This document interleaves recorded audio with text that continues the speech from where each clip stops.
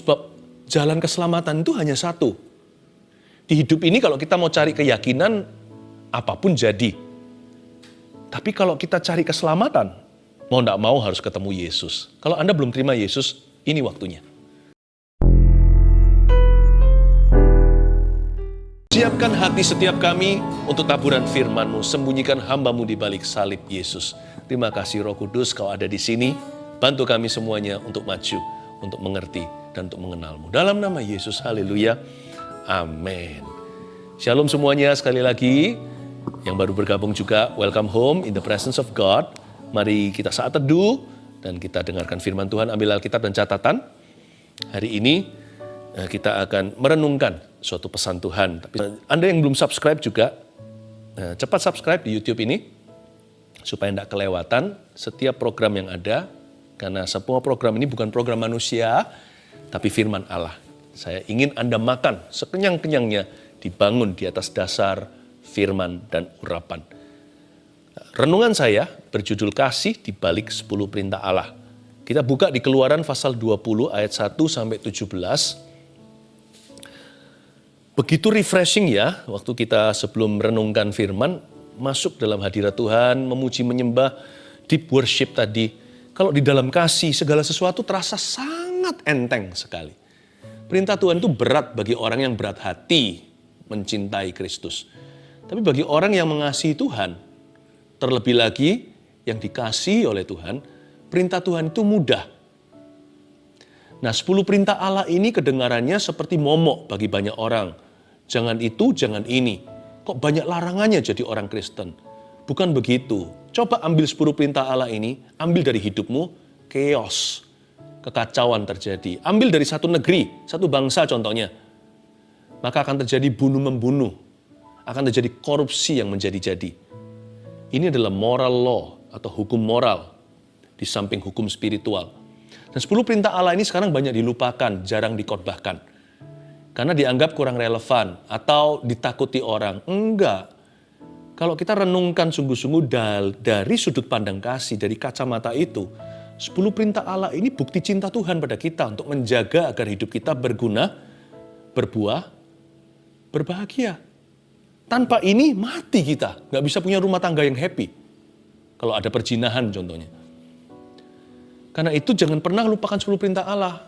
Sebagai orang-orang Kristen modern, anak-anak Tuhan di zaman ini, kalau kita lupa ini sama seperti orang-orang muda zaman ini yang nggak ngerti Pancasila.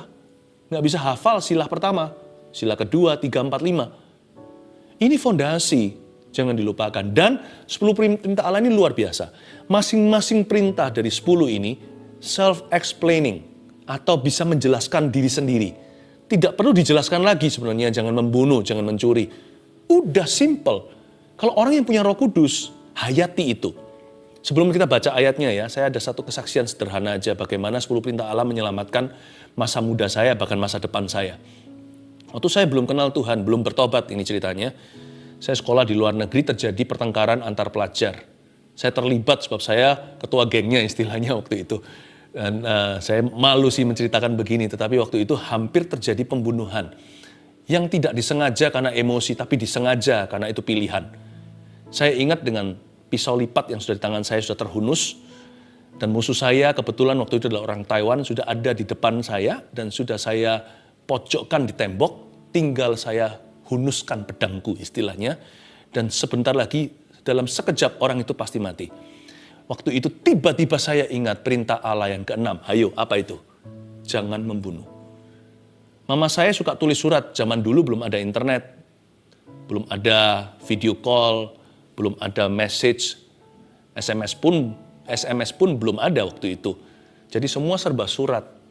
Di surat-surat itu selalu diakhiri dengan salah satu dari 10 perintah. Jadi 10 surat pasti diulangi itu perintah yang awal. Waktu itu saya seperti mendengar ada seseorang berkata, jangan membunuh. Saya belum kenal Kristus. Saya belum punya Roh Kudus. Tangan saya bisa freeze, bisa membeku dengan pisau yang sudah terhunus.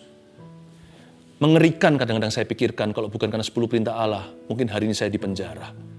Saya beritahu sebagai mama-mama, orang tua, papa juga, kalau Anda punya anak, jangan anggap Alkitab itu kadaluarsa. 10 perintah Allah itu seperti Pancasila bagi orang Indonesia, fondasi fundamental. Jangan lupa, sekarang kalau saya sebut perintah Allah ketiga apa? Semua pada nggak tahu, kebanyakan. Saya nggak menghakimi. Pasti ada yang tahu, banyak juga yang tahu. Tetapi juga pasti banyak yang nggak tahu. Nggak hafal minimal. Nah, mari kita Bible study sedikit ya. Simple, sederhana, dalam waktu singkat sesingkat-singkatnya, kita akan mengerti 10 perintah Allah, tapi lebih tepatnya, melihat kasih Tuhan di baliknya. Ke-10 firman. Keluaran 20 ayat 1, lalu Allah mengucapkan segala firman ini. Jadi firman ini bukan ide manusia, ya, ini bukan hukum mahkamah. Allah sumbernya adalah Tuhan. Allah yang mengucapkan segala firman, berarti perkataan-perkataan ini ilahi. Ayat 2, akulah Tuhan Allahmu yang membawa engkau keluar dari tanah Mesir, dari tempat perbudakan. Ku telah mati dan tinggalkan cara hidupku yang lama, semuanya sia-sia. Hidupku bukannya aku lagi, tapi Kristus dalamku. Kalau Anda mengaku Yesus adalah Tuhan, kalau kita sudah menerima Kristus sebagai juru selamat, maka ini adalah guideline hidup kita. Hidup kita bukan milik sendiri.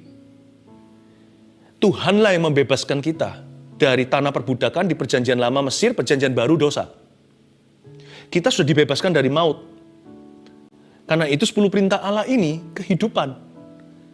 Apa yang disebut oleh orang lain sebagai penjara, sebenarnya kemerdekaan. Gak enak ya ikut Tuhan, gak boleh ini, gak boleh itu. Salah, coba kalau diperbolehkan membunuh. Semua kita sudah pasti rugi. Sebenarnya ini adalah kemerdekaan. Jangan ini mengandung cinta Tuhan. Tuhan punya maksud mulia. Masa depan dia ingin beri penuh pengharapan hari ini. Jadi akulah Tuhan Allahmu. Jadi ini bicara soal hubungan. Aku mau jalan sama kamu. Supaya kamu bisa jalan sama aku. Ayo, hayati 10 perintah Allah ini. Dan kalau kita punya Roh Kudus, setiap perintah ini mudah dicerna, mudah dimengerti, mudah dilakukan. Karena kita berada di bawah satu hukum, bukan hukum Taurat, tapi hukum kasih. Kalau kita mengasihi seseorang, kita tidak akan curi dari dia, bukan? Kalau kita mengasihi seseorang, kita tidak akan bunuh orang itu. Kita bunuh yang kita benci, bukan? Kalau kita di bawah hukum kasih, semua jadi mudah, 10 perintah Allah ini. Akulah Tuhan. Tuhan bicara bahwa 10 perintah Allah ini hubungan. Tolong pahami, term-termnya itu dari dua sisi. Seperti orang notarisan. Dari sisi kita yang menerima perjanjian, jangan memandang itu sebagai perkataan jangan. Coba pandang, kenapa Tuhan berkata demikian? Coba taruh dirimu di sisi Tuhan Yesus. Kenapa Allah mengatakan begitu untuk hidup kita? Kenapa mama bilang sama kita, jangan deket sama kompor ya nak, kepada anak yang masih umurnya 7 tahun contohnya. Jangan pegang itu, panci, lagi mendidih. Coba pikirkan dari sisi ibu. Kasih ibu kan paling mulia di dunia katanya. Coba pikirkan mengapa mama berkata jangan. Kalau gak percaya, coba aja sendiri. Sebagai anak kecil, balita contohnya, coba pegang itu. Yang namanya teko yang airnya sedang membual, mendidih karena kepanasan. Coba pegang. Akhirnya Anda akan belajar kenapa mama bilang jangan. Langsung dari hospital, dari rumah sakit. Ternyata di balik itu mama tidak mau anak itu terluka. Mama tidak mau, Bapa di sorga tidak ingin Anda hidupnya sempoyongan. Tidak kepingin kita hidupnya sembarangan. Nanti sempoyongan, nanti hancur lebur. Karena Tuhan mati bukan supaya kita masuk neraka. Tuhan mati supaya kita masuk sorga dan sorga masuk hidup kita. Tuhan ingin Anda bahagia. Katakan, God wants me happy. Coba bilang gitu, God wants me happy. Yes, itu dia. Ya, kita lihat ayat yang ketiga sekarang. Jangan ada padamu Allah lain di hadapanku. Perintah ke-1. Jangan lupa ya, sambil dihafal-hafal sedikit, gampang sih 10 perintah Allah ini. Yang pertama, jangan ada Allah lain di hadapan Tuhan. Kenapa Tuhan bilang gini? Kenapa Tuhan itu maha cemburu? Kok suka iri hati? Bukan begitu. Tuhan bilang jangan ada Allah lain supaya kita masuk sorga. Akulah jalan kebenaran dan hidup. Tidak seorang pun dapat datang kepada Bapa, kata Yesus, kecuali melalui aku. Tuhan tidak mau kita ini tersesat. Kalau tersesat di hidup ini masih lumayan, masih bisa ditemukan. Apalagi kalau ada orang yang mendoakan Anda atau mengusahakan, mengupayakan supaya Anda ketemu Tuhan.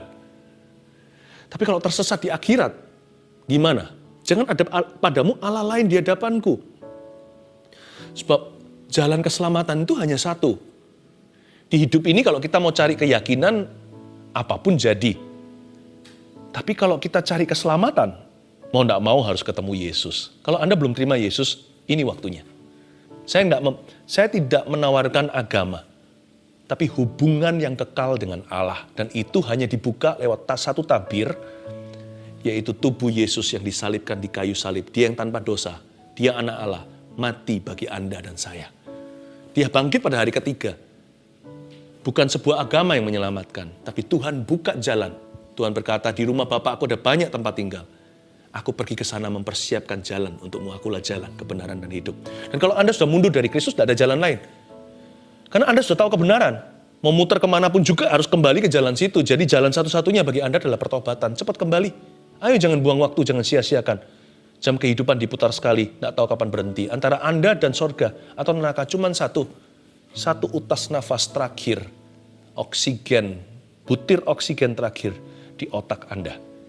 Kalau Tuhan berkata the end, maka selesailah. Jangan main-main. Usia tidak garansi. Keselamatan namamu tertulis dalam kitab kehidupan. Itulah kekekalan.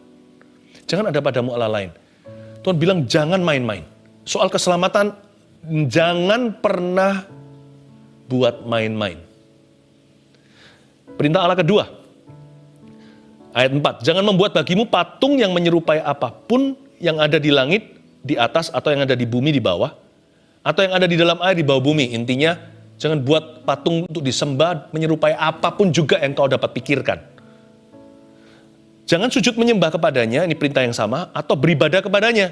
Sebab aku Tuhan Allahmu adalah Allah yang cemburu, yang membalaskan kesalahan bapa kepada anak-anaknya, kepada keturunan yang ketiga dan keempat dari orang-orang yang membenci aku. Ternyata ada kutukan orang-orang yang menyembah berhala. Sampai 3-4 keturunan di ayat 5. Tapi ayat 6, Tuhan itu selalu berakhir dengan janji. Bukan ancaman. Tuhan itu kasih soalnya. Kalau dia menghukum itu terpaksa. Hatinya itu selalu pada cinta. Tetapi aku menunjukkan kasih setia kepada beribu-ribu orang. Yaitu mereka yang mengasihi aku dan yang berpegang pada perintah-perintahku. Indahnya ikut Yesus. Satu orang ikut ribuan yang akan kena dampaknya. Mana lebih kuat? Dosa atau anugerah? Anugerah lebih kuat. Ya. Perintah Allah kedua, jangan membuat bagimu patung untuk sujud menyembah kepadanya dalam rupa apapun juga jangan beribadah kepadanya. Kenapa Tuhan bilang begini? Apa Tuhan itu anti aksesoris atau dekorasi? Saya juga nggak mau kita jadi orang ekstrim, segala sesuatu kita bakarin. Enggak ya. But please be careful untuk hal-hal seperti demikian. Kenapa Tuhan suruh kita jangan menyembah berhala atau buat berhala? Supaya keturunanmu diberkati. Karena Tuhan sudah kasih hukumnya di sini. 3-4 keturunan akan dikutuki. Jangan nanti ada yang sakit jiwa. Nanti ada yang rusak. Cerai turun-temurun, familiar spirit, seperti roh yang familiar di keluarga itu. Saya tidak berkata semua masalah dari setan, bahkan semua penyakit pun bukan dari iblis. Ada dari gaya hidup yang kurang bertanggung jawab. Bisa juga dari stres yang berlebihan karena orang itu tidak belajar untuk melepaskan. Saya ngerti, tetapi juga ada yang dari kuasa gelap. Tuhan tidak ingin rumah Anda diisi dengan kuasa kegelapan. Jangan main-main dengan perkara demikian. Lain cerita kalau Anda bukan kepala keluarga. Kalau contohnya papa belum terima Tuhan. Lalu papa punya hal-hal yang disebutkan di Alkitab. Padahal Alkitab menyebutnya jangan. Anda doakan aja. Dan Tuhan kasihnya cukup bagimu. Tapi kalau Anda adalah decision maker. Atau pembuat keputusan dalam keluarga Anda masukkan barang-barang yang aneh-aneh begitu aja di dalam rumahmu. Anda mengundang seperti ada lambayan-lambayan dari dalam rumah, masuklah maling-maling supranatural. Padahal awalnya Anda taruh hal-hal itu hanya untuk buang sial atau untuk menolak yang namanya spirit-spirit yang enggak-enggak. Tapi itu semua tipu muslihat karena Alkitab berkata itu justru mengundang. Jangan main-main dengan perkara gini, jangan main-main dengan penyembahan berhala. Tuhan kasih perintah kedua ini, because He loves your sons and daughters. He loves your grandchildren. Dia memberi perintah gini, di balik perintah Allah yang kedua ada kasih Allah bagi anak cucumu. Supaya nanti keluar di turun-temurun itu ada hamba-hamba Tuhan. Ada arsitek-arsitek yang luar biasa yang membangun rumah Tuhan. Ada businessman-businessman yang diurapi. Ada presiden bahkan. Tuhan ingin memilih keturunanmu, your family tree. Are you ready? Nomor 3 sekarang ya, perintah Allah ketiga di ayat 7. Jangan menyebut nama Tuhan Allahmu dengan sembarangan. Sebab Tuhan akan memandang bersalah orang yang menyebut namanya dengan sembarangan. Kalau Anda anak muda di sekolah, jangan ikut-ikut dengan teman-teman yang suka sumpah serapah. Yang cool gitu, yang keren seperti Hollywood.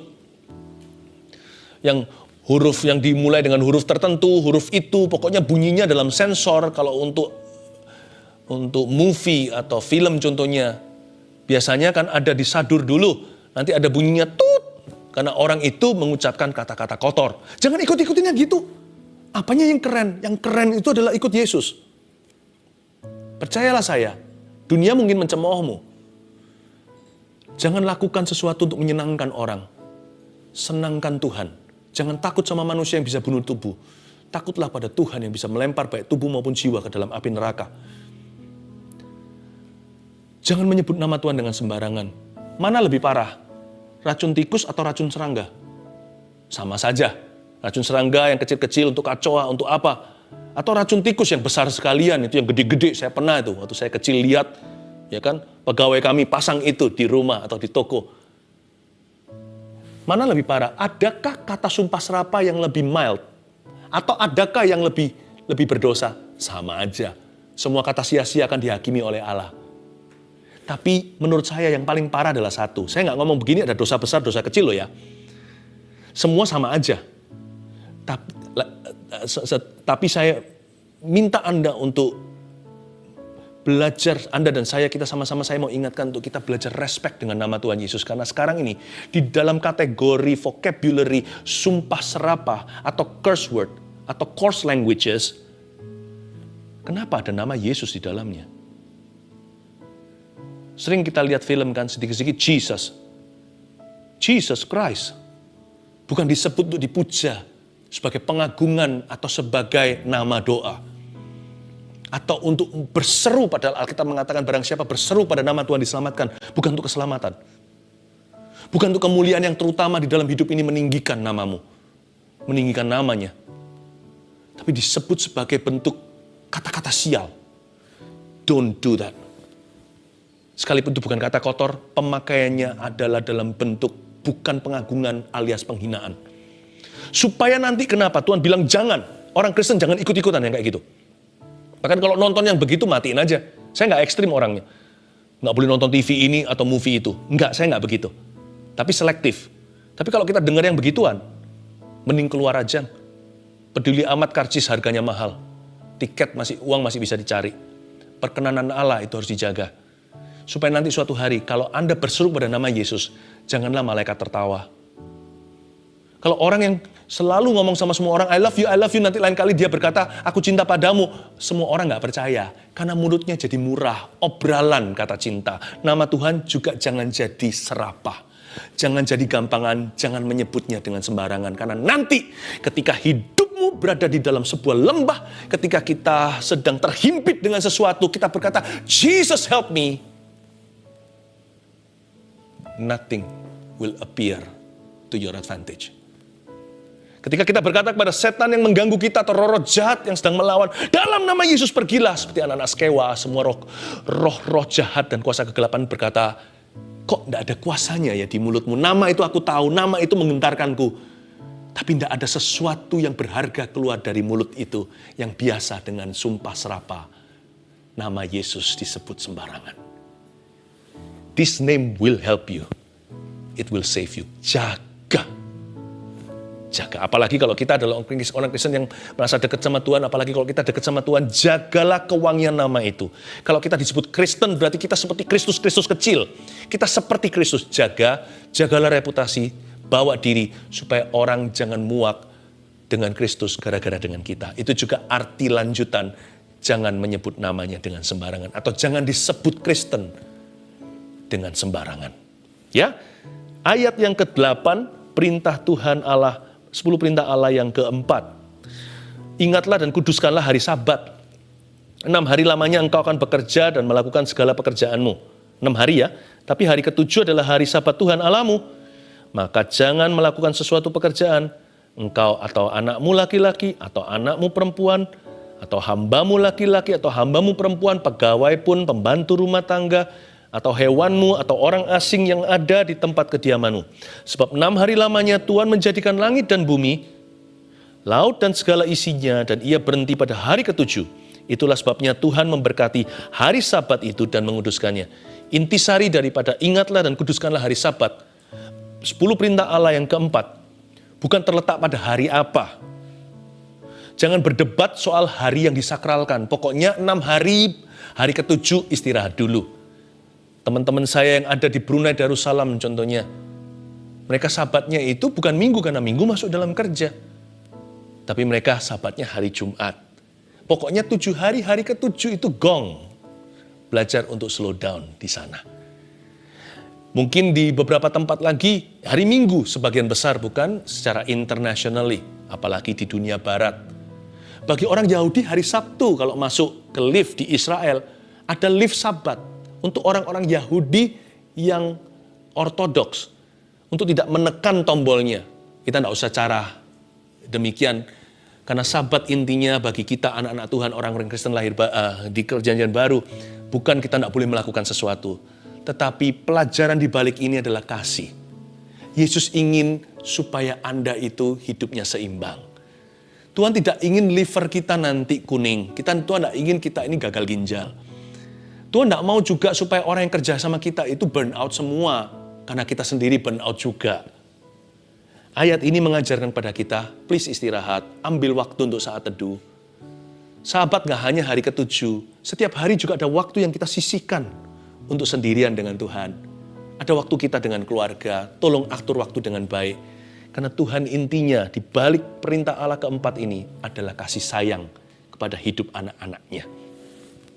Tuhan ingin supaya pembantu yang ada di rumahmu, pegawaimu, juga akan langgeng kerjanya untuk waktu yang lama bersama dengan Anda.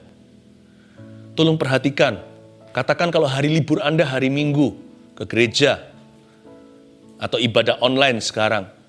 Tolong mikir-mikir, tolong disayang kalau mau minta bantuan dari pembantu Anda di rumah. Mereka juga perlu slow down dan istirahat. Tidak perlu sampai se-ekstrim seperti di Israel. Kita neken tombol aja nggak bisa. Kita nggak usah begitu, mereka juga nggak perlu begitu. Pegawai-pegawai kita.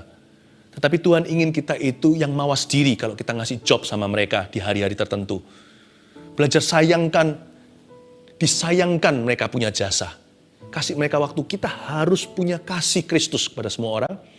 Dengan tujuan supaya mereka sejahtera. Semua orang yang bekerja untuk kita. Selain itu, juga supaya kita bisa memberitakan kasih Yesus kepada mereka. Kalau kita kejam, waktu kita nanti ucapkan Injil, kasih sayang Tuhan kepada mereka, mereka nggak akan percaya. Seperti Paulus ajarkan pada Filemon, Onesimus di dalam suratnya. Hubungan majikan dan juga dengan pegawai yang bekerja di rumahnya atau di kantornya. Kita harus menjadi saksi dulu. Baru setelah itu kita bersaksi tentang Tuhan. Saya harapkan pegawai-pegawai Anda akan kenal Tuhan melalui hidupmu. Pembantu-pembantu Anda akan merasakan kasih Yesus melalui Anda. Jadi jangan lupa, kalau mereka berbuat sesuatu yang benar, tangkap mereka. Katakan terima kasih ya.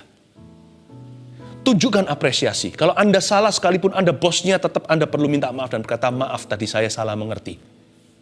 Gak apa-apa kok, kita gak turun tahta atau martabat. Malah tunjukkan wibawa Tuhan. Nanti bisa-bisa mereka kenal Tuhan karena Anda. Kejarlah hari Sabat dengan maksud demikian. Sudah selesai sekarang yang perintah Allah yang kelima. Tinggal 5, 6, 7, 8, 9, 10. Cepat sekali. Hormati ayahmu dan ibumu supaya lanjut umurmu di tanah yang diberikan Tuhan Allahmu kepadamu. Kata hormat di sini tidak harus sampai mengagumi atau mencintai. Mengasihi sih harus. Tuhan ajari kita bahkan mengasihi musuh. Tapi hormati ayah ibumu. Termasuk ayat ini relevan bagi orang-orang yang ditinggalkan oleh papa, mamanya, atau mamanya waktu dia masa kecil. Atau bahkan keluarga yang broken home, terjadi kekerasan dalam rumah tangga, pelecehan seksual oleh orang tuanya sendiri, salah satunya.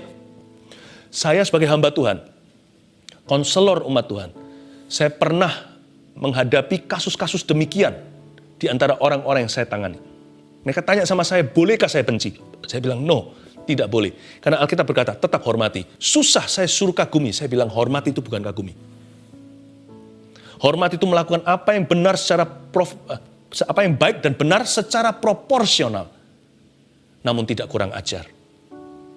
Tetap melakukan dengan hati setulus-tulusnya, namun tidak perlu berlebihan. Siapa suruh, saya bilang sama orang itu, Tuhan tidak pernah menyuruhmu untuk mengagumi, karena perbuatannya salah.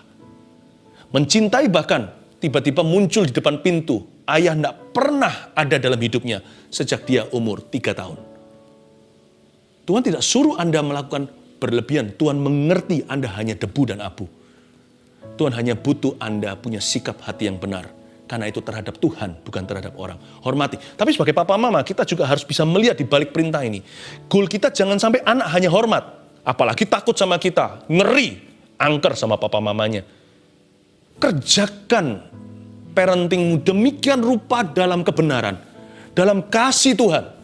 Dan dalam ketegasan siapa menyimpan rotan tidak cinta anaknya. Sampai pada taraf anak Anda melampaui hormat.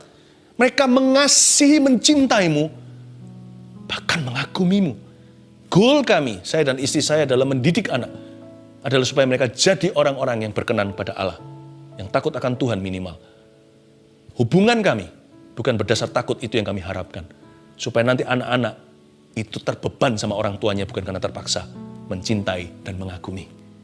Orang tua teladan. Saya berdoa untuk papa mama supaya Anda meneladani Kristus. Sudah 5, selesai.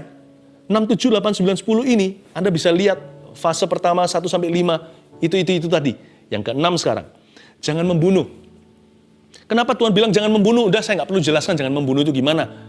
Yang pasti jangan main-main dengan benci. Karena bunuh itu nggak terjadi sehari. Dia benci dulu, kepahitan, akar kepahitan, lalu menjadi-jadi, langsung buta mata suatu hari. Jangan pernah dikipas-kipasin tuh, jangan pernah sate benci. Lama-lama nanti gosong itu di hati. Jangan membunuh. Kenapa Tuhan bilang jangan membunuh ya nak? Jangan membenci bahkan. Supaya hidupmu tenang, jangan penyakitan. Kalau orang membunuh kan masuk penjara. Dan gak enak loh seperti Kain. Siapa membunuh, dia dikejar-kejar. Sampai Tuhan harus lindungi dia di kota lain, jangan sampai dia di-murder oleh orang. Tuhan juga berkata sama Petrus, sarungkan itu pedangmu, atau dia potong telinga orang. Siapa hidup dari pedang akan mati karena pedang. Buat apa cari musuh? Orang yang membunuh hidupnya gak pernah nyenyak. Selain dicari polisi, orang itu juga dicari penjahat atau musuhnya. Jangan membunuh. Belajar hidup jadi orang yang berdamai. Jangan jadi orang yang menyerang tanpa alasan. Belajar jadi orang yang sabar. Belajar jadi orang yang menjadi berkat dan membawa damai dalam kehidupan orang. Jangan berzina. Perintah Allah yang ke-7. Jangan berzina, kenapa Tuhan bilang jangan berzina, jangan selingkuh. Selingkuh itu gak langsung, zina juga sama. Zina itu adalah dosa seks di dalam pernikahan dan di luar pernikahan itu. Cabul itu dosa seks sebelum pernikahan atau sebelum menikah. Nah biasanya zina itu dititis dulu karirnya dari percabulan. Biasanya singlenya nggak karuan di masa bujangan, pacaran, atau pas sendirian. Dia sudah biasa dengan pornografi dan sebagainya. Saya berdoa semua ini siklusnya bisa dipatahkan. Kalau Anda mau bertobat mengaku, gampang kok. Bertobat kepada Tuhan dengan iman terima pengampunan. Dan dengan iman, nggak usah janji-janji palsu, aku nggak mau lakukan itu. Nggak mau lagi, nggak usah janji-janji. Apalagi iming-imingi. Nanti kalau saya sudah bisa berhasil, nanti saya mau pelayanan dan sebagainya, nggak usah begitu. Bilang aja Tuhan, aku salah, aku minta maaf, dengan iman terima pengampunan, move on. Tinggalkan, dengan iman tinggalkan dosa itu. Jangan pernah main-main dengan dosa seks. Karena dosa itu bahaya. Bisa mengakhiri satu rumah tangga. Kenapa Tuhan bilang jangan berzina? You want to know why? Karena Tuhan ingin membuat keluargamu happy. Tidak akan pernikahan atau family itu berbahagia kalau ada pihak ketiga. Nggak mungkin bisa bahagia. Karena itu kalau Tuhan bilang jangan berzina, turuti. Kalau Tuhan bilang jangan berhubungan seks sebelum nikah, turuti. Itu karena demi supaya keturunanmu nanti adalah benih kudus. Supaya nanti forever suami dan istri, nanti kalau sudah married nih, bisa saling menghormati, menghargai. Kalau seorang wanita yang sekarang sudah pacarannya nggak beres karena laki-lakinya terus begitu, Anda harus curiga. Kalau dia bisa mencuri apa yang bukan miliknya, dengan aku, dengan saya, sebelum menikah, nanti setelah menikah, waktu aku hamil anaknya, apa garansinya dia nggak akan mencuri di balik aku, di balik badanku, bukan dengan aku. Kalau dia bisa mencuri dengan saya, dia bisa mencuri tanpa saya. Jangan cari pria hidung belang. Saya berkata di dalam nama Yesus yang hidung belang pun bisa Tuhan ubah. Sakeus pun yang begitu jahat bisa bertobat. Jangan hakimi label orang, semua itu bisa menjadi masa lalu kalau mau bertobat dulu. Tapi saya berdoa di dalam nama Yesus, jangan main-main dengan ini. Kenapa Tuhan bilang jangan berzina? Supaya keluargamu bahagia. God wants to make your home happy. Tuhan pro pernikahanmu. Tuhan pro rumah tanggamu. Jadi hari ini kalau Anda butuh pemulihan, Anda datang ke alamat tepat. Yesus is for you. Ya, jangan mencuri. Kenapa Tuhan bilang jangan mencuri? Nanti kalau mencuri, jangan mencuri. Kalau kita mencuri, kita akan sulit untuk dapat pekerjaan forever setelah itu. Jangan demi kepuasan sementara, kita hilang semua reputasi. Please, jangan mencuri. Tinggalkan semua yang bukan milikmu. Kembalian yang lebih, udahlah aplikasi sendiri. Nggak usah saya beritahu, ini sudah semua self-explanatory. Bisa menjelaskan sendiri. Apa yang bukan milik Anda, jangan Anda ambil, kembalikan. Jangan mengucapkan saksi dusta. Yang ke-9, tentang sesamamu. Supaya lain kali kalau Anda bersaksi dipercaya. Jangan gosip dan fitnah, jangan saksi dusta. Saksi dusta itu ada dua macam, gossiper dan slanderer. Gossiper itu gosip itu beritanya benar, motivasinya salah, ke alamat yang salah, nggak ada hubungannya. Kenapa kita sebarluaskan percuma? Tujuannya bukan solusi, tapi menjelek-jelekkan. Slander, beda dengan gosip atau slanderer. Fitnah lain dengan gosip. Fitnah itu beritanya benar. Beritanya salah. Ya. Mau alamatnya benar kek dan sebagainya. Kalau Anda berkata tentang seorang laki-laki, dia hamil. Itu salah, karena beritanya salah, karena itu bukan fakta. Fitnah itu hoax hari-hari ini. Hati-hati. Di dalam alam media sosial juga banyak sekali. Jangan percaya gitu-gituan lah. Baca Alkitab, emangnya hidup kita itu terlalu panjang untuk ngurusinya begitu-begitu. Ada banyak orang-orang asli di kanan kiri kita yang harus kita urusi. Ya, jangan gosip dan fitnah, jangan ucapan saksi dusta. Nanti kenapa? Kita bingung. Nanti kita jadi orang gila. Nggak cuman begitu, orang yang mengucapkan saksi dusta, lama-lama dia sendiri nggak bisa dipercaya kata-katanya. Terakhir, yang ke-10, jangan mengingini rumah sesamamu, jangan mengingini istrinya dan hambanya laki-laki atau hambanya perempuan, atau lembunya atau keledainya atau apapun yang dipunyai sesamamu. Yang puas gitu loh hatinya, jangan mengingini. Tujuannya adalah karena Tuhan itu penuh kasih. Tuhan mau kita itu belajar bersyukur supaya enjoyment, kenikmatan apapun yang kita sudah miliki itu jadi heighten atau maksimal. Kalau kita itu tidak mengingini, segala sesuatu jadi tinggi rasa kenikmatannya. Contoh ya, kalau kita makan buffet, makanan yang sepuasnya segala macam, ada seafood, daging, yang timur tengah, yang makanan barat, makanan Indonesia, yang sambal semua ada. Nanti lihat, lidah kita nggak bisa menikmati salah satunya, satu pun secara maksimal. Tapi waktu kita minum manis contohnya, lalu habis itu kita makan garam, kerasa asinnya. Kalau hati kita bersyukur, apa yang kita miliki sedikit atau banyak, jadi enjoy banget. Hidup kita itu akan so happy. Ujung dari semuanya ini, ujung dari syukur. Dan 10 perintah Allah ini adalah supaya hidup kita puas dalam hadiratnya. 1, 2, 3, 4, 5, 7, 8, 9, 10. Hafalkan, jangan lupa fondasi hubungan Anda dengan Tuhan. Anda mengasihi Tuhan? Saya juga. Mari kita masukkan dalam hati. Haleluya.